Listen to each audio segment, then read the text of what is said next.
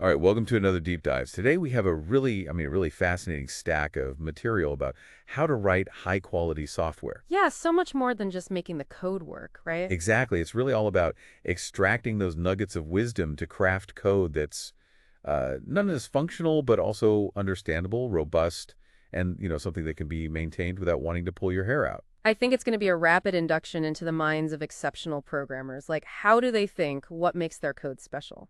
That's exactly what we're after. And you've given me such a variety of sources. They touch on so many aspects from like the super nitty-gritty details of how to write, individual lines of code to those big picture strategic considerations like managing a whole dev team and how to run a software project. We're going to be drawing from discussions on everything from defensive programming and how you present your code to naming conventions, documentation, handling errors, testing, debugging, build processes, performance, security, software design, architecture, development methodologies, and even how these ideas play out in different domains of programming. It's like a whole buffet of software development It goodness. really is. So this is your shortcut, our listeners' shortcut to understanding what makes code truly good. Not just like adequate or functional, but genuinely excellent. Expect lots of aha moments as we connect those dots between concepts that might seem totally unrelated at first glance. And by the end, you'll have a much clearer picture of the underlying craftsmanship that truly sets those professional programmers apart. I'm excited to get started. Me too. So let's kick things off by examining the fundamental mindset. One thing that really jumps out from the material is that exceptional programmers, they seem to have a very specific approach. It's not just about raw technical skills. It's like they have this attitude, this philosophy about coding that goes beyond syntax and algorithms. Yeah, and a lot of your sources emphasize that it's about creating code that's not just functional, but well written, almost like elegant in a way. It's code that's inherently understandable and less prone to those nasty bugs. You build that robustness in from the beginning. It's not an afterthought. Right. It's not just about solving the immediate problem, but doing it in a way that's, going to stand the test of time. Code that others, or even you, 6 months down the line, can understand and build upon. You shared this book, Codecraft, which really resonated with me. It seems like a central question these master programmers are always asking is, if another developer looked at my code, would they immediately grasp what it's doing and why? Precisely. Could they understand the logic and the purpose without needing pages of comments? And I think that's a great segue into the concept of defensive programming. Okay, defensive programming. Now, your sources describe this as a proactive approach. It's less about fixing bugs after they've appeared and more about preventing them in the first place. It's like taking a preventative approach to coding. It's contrasted with debugging, which is what most people think of when they think about dealing with errors. But defensive programming is all about anticipating potential problems as you're actually writing the code. So constantly asking yourself, what could possibly go wrong here with every single line you write? Exactly. And there's this really practical recommendation that keeps popping up, which is to always enable all compiler warnings. Oh yeah, those warnings could be super helpful. It's like the compiler's trying to give you hints about potential weaknesses in your code before you even run it. Like it's saying, hey, this might not be what you intended. You gave an example, I think it was in C or C++A, about uninitialized variables. Yeah, using a variable before you've given it a value, if the compiler catches that for you, it's so much better than having to track down some weird behavior later. Absolutely. And your material had this whole section, I think they called it Say When, which is all about encouraging developers to really think critically about when they should be using those defensive programming techniques. And the point they make is it shouldn't be just for when you're working with like unfamiliar code or when you're in a part of the program where you expect errors to happen. It should be ingrained in how you approach every single line of code. It should be like a core part of your coding philosophy, right? Exactly. So let's talk about some of the concrete ways you can actually put defensive programming into practice. All right, practical tips. I like it. Your sources mention a few specific examples. One really important area is the data structures you choose to work with. For instance, in C++2, using the string class instead of those raw character arrays can significantly reduce the risk of buffer overflows. Buffer overflows, those could be nasty. They really can, and the string class helps because it manages its own memory, so you're less likely to accidentally write past the end of the allocated space. And that can lead to all sorts of unpredictable problems. Oh, absolutely. And speaking of preventing those kinds of overwrites, when you are working with those potentially unsafe data types, like those raw character arrays, it's crucial to use safe operations. So, like, what are some examples of that? Well, one classic example in C is using string key instead of string key. Okay, Stringy, I remember that one. It's all about setting those boundaries. StringPy, it just blindly copies everything until it hits a null terminator, and that could potentially go way beyond the space you've allocated. Right, overwriting whatever's in memory after that. Exactly. But with StringKey, you explicitly provide a limit on the number of characters to copy, so you're in control. That's a great example of that prevention over cure approach. Absolutely. And another thing your material emphasizes, which is often overlooked, is checking the return value of every single function call. Even the ones that seem super basic and likely to fail. Especially those. Functions can fail for all sorts of reasons. Maybe a resource isn't available or there's some unexpected input. And if you just ignore those failure indicators, you're setting yourself up for trouble down the line. I guess those silent errors can be the hardest ones to track down. Oh, definitely. Another technique that comes up is declaring your variables as late as possible right before you actually need to use them. Oh, I've heard of that. It's supposed to make your code cleaner, right? It does, but it also contributes to defensive programming. By limiting the scope of a variable, you're reducing the chances of accidentally modifying it or using it incorrectly somewhere else in the code. So it's like keeping your workbench tidy. Only have the tools you need out at any given time. That's a great analogy. And speaking of checks and balances, your sources delve into the use of assertions. Assertions. Are those like checks that are typically used during development to make sure certain conditions are true? Exactly. They're a way to verify assumptions you're making about the state of your program. But here's the crucial thing. Assertions are usually disabled in production builds. So the end user never sees them. Yeah, they're mainly for the developers, so you should never rely on assertions for critical error handling. Like if a memory allocation fails or something like that. Exactly. Those kinds of errors need to be handled with robust code that's always active, not just during development. Okay, that's an important distinction. Assertions are for developers, not for saving the program from a crash. The material also poses some really interesting questions about defensive programming in general. Right, like can you actually have too much defensive programming? Is it possible to go overboard with the checks and make your code harder to read or impact performance? And is it always a good idea to add an assertion every time you fix a bug? They also bring up the whole debate about exceptions versus those more traditional C-style assertions. Oh yeah, exceptions. I think those are more common in object-oriented languages, right? Yeah, but not all languages support them. And then they talk about where defensive checks should be placed, whether it's inside functions or around the calls to those functions. It really gets you thinking about the best ways to write robust and reliable code. And ultimately, on a personal level, the material encourages you to really examine how carefully you consider each statement you write. Do you relentlessly check those return codes even when you think a function can't possibly fail? It's about building those good habits and not assuming everything will always go smoothly. All right, so let's shift gears a bit and talk about something that doesn't change what the code does, but has a big impact on how easily it's understood. You mean code presentation? Exactly. Formatting, indentation, all those things that some programmers might consider just aesthetic choices. But your sources argue, quite convincingly, that they actually play a huge role in the overall readability and maintainability of the code. Makes sense. Well-formatted code can reveal the underlying structure, like it's almost like a visual guide to how the logic flows. But poorly formatted code, it can just be a nightmare to try to decipher. And even if you're working on a personal project, just for fun, developing good habits with code formatting is a valuable investment. So it's not just about making things look pretty. Right. It's about treating your code as a document that's intended for human consumption. And that human might be a colleague, a reviewer, or even just your future self. I know, I've looked back at my old code and wondered, what was I thinking? We've all been there. The material even gets into the details of different brace placement styles, like the Ullman style versus the Kernighan and Ritchie style. Oh yeah, I remember those debates from back in the day. It's like, where do those curly braces go? And the point isn't to say that one style is inherently superior. It's more about understanding the different conventions that exist in the languages you use and being able to appreciate the choices that have been made in different code bases. It's like being multilingual in terms of code style. Exactly. But when it comes to working in teams, there's a strong emphasis on choosing one consistent style and sticking to it. Otherwise, you get those endless debates and arguments about indentation. They even jokingly refer to it as programmer civil war. Programmer civil war, that's a great image.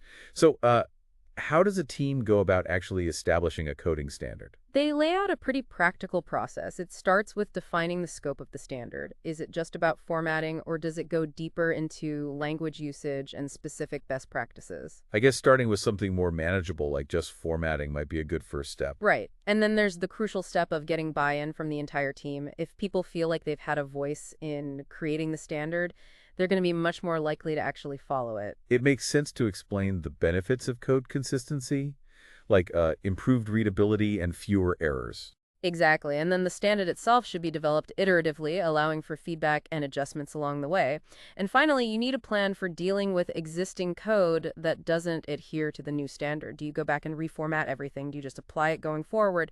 These are all things to consider. And on a personal level, the material asks, does your code follow a defined style? Do you think it's a good one? Are you consistent across different projects? It really gets you thinking about those habits and choices we make as programmers. Okay, let's move on to something that I think is so fundamental to writing clear, maintainable code: the power of names. Ah, yes, naming things. It might seem like a trivial thing, but you're right. Those names can make a huge difference. Absolutely. A well-chosen name can act as a little piece of documentation.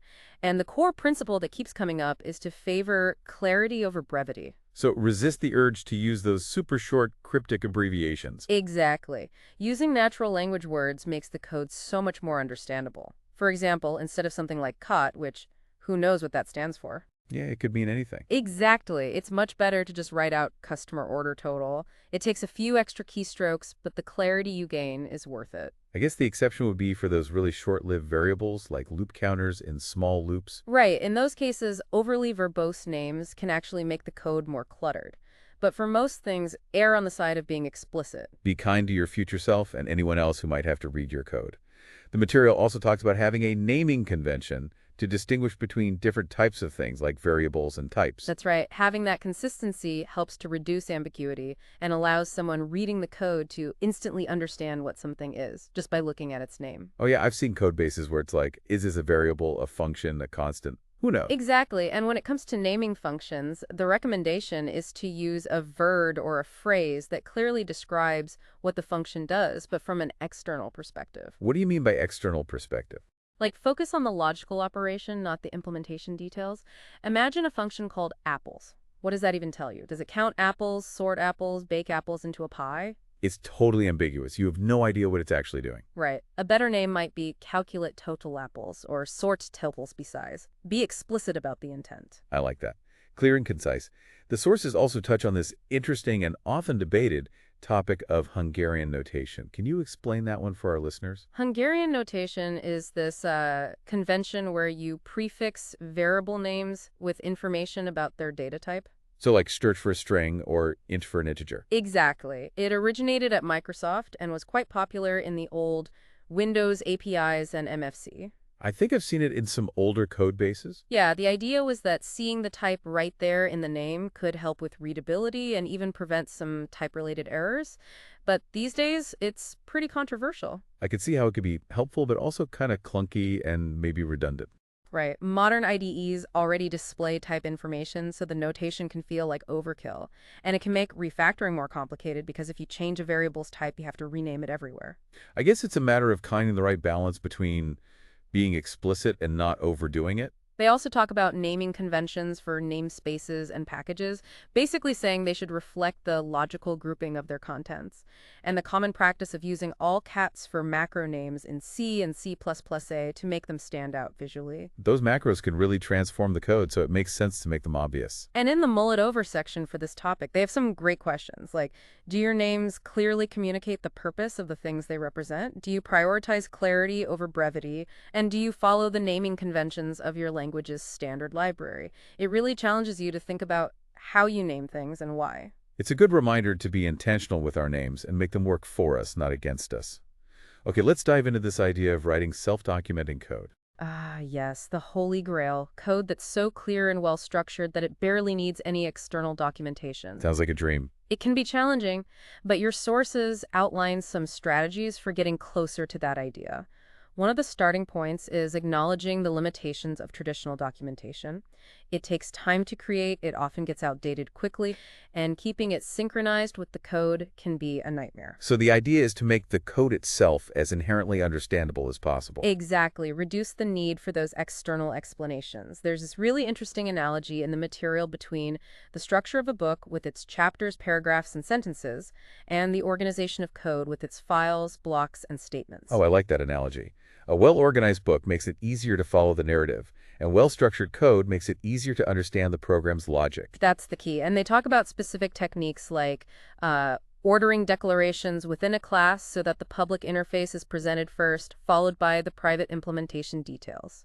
Kind of like show the reader the important stuff up front, and then they can dig deeper into the details if they need to. Exactly. And another approach they mention is hiding non-essential information, like using the pimple idiom in C++E to conceal the private parts of a class from the outside world. So the idea is that the reader doesn't need to be bogged down with those implementation details unless they specifically want to dive in. Right. And while self-documenting code might seem effortless, like it just flowed out of the programmer's mind, it actually requires a lot of careful thought about how to best communicate the program's intent. It's about making the code tell its own story. Exactly. They also briefly mention literate programming. Literate programming, I think I've heard of that, but I'm not entirely sure what it is. It's basically a way of writing code that's more like writing prose. You're explaining the logic and the reasoning as you go, and the code snippets are woven into that narrative. So it's more about telling a story rather than just writing instructions for a computer. Exactly. They also touch on documentation tools that can automatically generate API documentation from specially formatted comments in your code. Those could be pretty helpful, especially for larger projects. There's a great example in the material where they critique a really simple C function for bubble sort.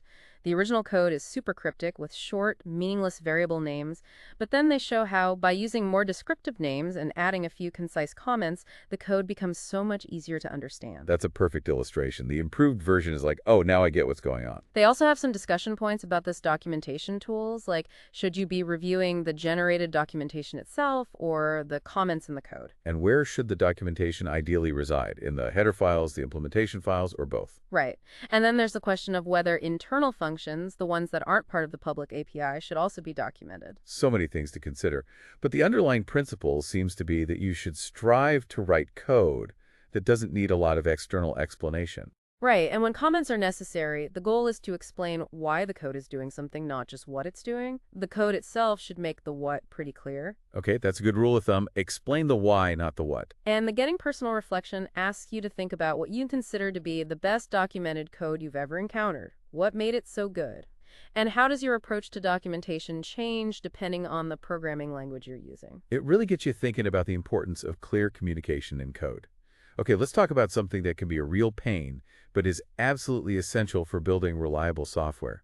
Handling errors. Error handling. It's the difference between program that crashes at the first sign of trouble and one that gracefully recovers and keeps running. Your sources introduce this concept of exceptions as a mechanism for managing errors in a more structured way.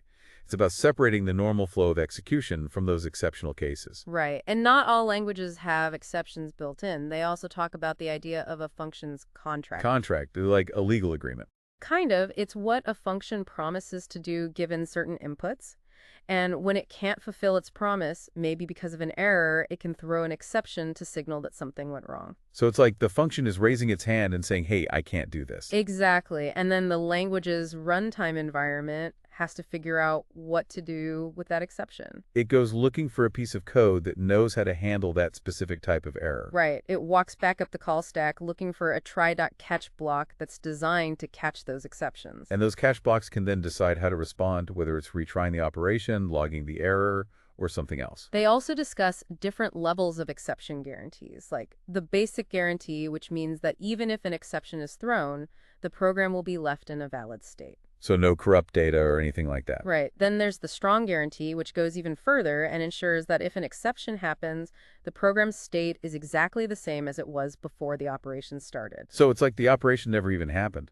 Exactly. And then there's the no-throw guarantee, which basically promises that the operation will never throw an exception. That one sounds pretty confident. But it's not always possible to provide that level of guarantee. So once an error occurs, what are your options? That's a good question. Your sources outline a few different approaches. The main strategies are to handle the error locally within the functional block where it happened. Maybe you retry the operation or substitute a default value. So try to fix the problem right there. Or you can propagate the error upwards, passing it back to the calling function, which might have more context and be better equipped to deal with it. It's like delegating the problem to someone higher up the chain of command. And then there's the approach that they strongly advise against, which is simply ignoring the error. Ignoring it, that sounds like a recipe for disaster. Oh, it definitely is. Ignoring errors is one of the biggest sources of bugs and instability in software. They make a good point about what to do when you have to report a fresh problem. A problem that hasn't been encountered before. Right. It's crucial to think about cleaning up any resources that were being used, like closing files or releasing memory. Otherwise, you get memory leaks. Exactly. And you also want to leave the system in a consistent state. If that's not possible, you need to document the inconsistency really clearly. So anyone working on that code in the future knows what they're dealing with. Right. They even ask this tricky question. What about errors that occur within your error handling code? Oh, wow, that's like an error within an error. Exactly. It highlights how complex error handling can be and why it needs to be robust at every level. It's a bit like what happens when the safety net fails. And the Getting Personal reflection asks you to think about how thorough your own error handling is and how it impacts the overall stability of your software. It also encourages you to think about whether you approach error handling as an integral part of your coding process or something you tack on at the end. And a good exercise is to take a function you've recently written and think about all the potential error scenario. How many of those did you actually address? That's a great way to identify those blind spots in our code. All right, let's shift gears to something a bit more concrete. Onto the tools of the trade. Yes, the programmer's toolkit. Those essential programs and utilities that we rely on every day to write, test, and manage our code. They draw a distinction between those standalone command line tools and the more integrated environments you find in modern IDEs. IDEs, those are like those all-in-one packages with editors, compilers, debuggers, all that stuff. Exactly. They can be super convenient and productive, especially for beginners. But those command line tools, they often offer more raw power and flexibility. It's like the difference between using a multi-tool and having a whole set of specialized tools. Right. And sometimes those specialized tools are just what you need to get the job done right. They also emphasize the importance of the build environment. The build environment, I guess that refers to all the tools involved in transforming your source code into an executable program. Exactly. Compilers, linkers, build automation tools like Make. They even mention more specialized tools like AutoConf and AutoMake, which are often used in open source projects to handle a configuration and build process across different systems. It's like having a set of instructions for how to assemble all the pieces of your software. And they encourage you to learn both the integrated build environments of IDEs and the individual construction tools to get a deeper understanding of how your software is actually created. I like that. It's like knowing how to both drive a car and also understanding how the engine works. Exactly. And the mull it over questions ask, which type of tools do you find more powerful, command line or GUI? Are there construction tools that aren't even programs? And what are the most important characteristics of a development tool? Good questions. And the Getting Personal reflection encourages you to think about your own tools. How often do you use them? How well do you really know them? And are you maximizing their potential? It's a good reminder to take stock of our tool set and make sure we're using it effectively. Okay, let's face it, we all encounter them, so let's talk about bug. The bane of every programmer's existence. But your sources approach them in a very systematic way. They start by clarifying the terminology. What's the difference between an error, a fault, and a bug? An error is a human mistake in our thinking, which leads to a fault, which is the manifestation of that error in the code. And bug is just the common informal term for a fault.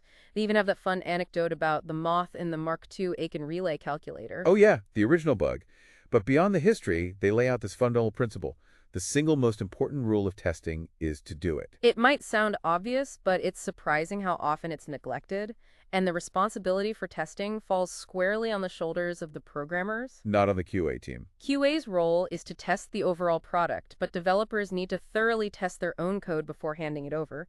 Releasing untested code is, as they put it, stupid. It's like expecting someone else to clean up your mess. And the emphasis is on testing early and often at all levels of development. From individual functions to entire systems. Exactly. And for every test, you should be clear about what code you're testing, the method you're using, and when you can confidently say that testing is complete. That last one can be tricky. knowing when to stop testing.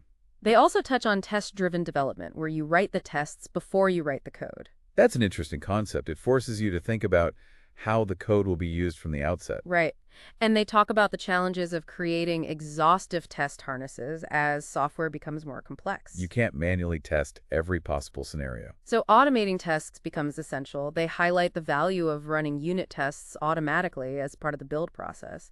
Tools like Unit can help with that. So every time you build your software, you're also running a suite of tests to make sure nothing is broken. And that's especially important for regression testing, making sure that new changes don't inadvertently break existing functionality. It's like having a safety net for your code.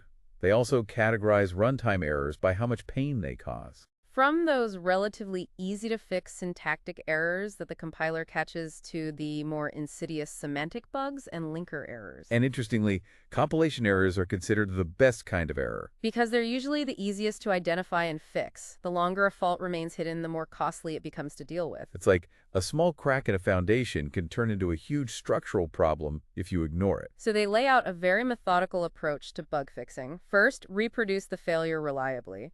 Then, thoroughly understand what's causing the problem. No jumping to conclusions. Right. Then, create a test case that clearly demonstrates the bug.